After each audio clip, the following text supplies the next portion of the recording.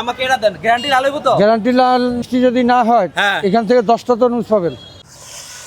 আজকে একটা তরমুজ কিনলাম, তো তরমুজটা যখন আমি দোকান থেকে কিনলাম তখন উনি বলছে যে এটা একদম লাল হবে। তো আমি ওনার কথায় বিশ্বাস করে তরমুজটা নিয়ে আসছি। তো দেখি বাজার থেকে তরমুজ আনার পরে সত্যিকার অর্থে লাল হয় কিনা। আজকে আমি তরমুজটা কাটবো, আপনারা দেখবেন আসলে লাল হয় কিনা। তো আমি বিসমিল্লাহির রহমানির রহিম দেখি তরমুজটা লাল হয় কিনা। অনেক টাইট দেখ।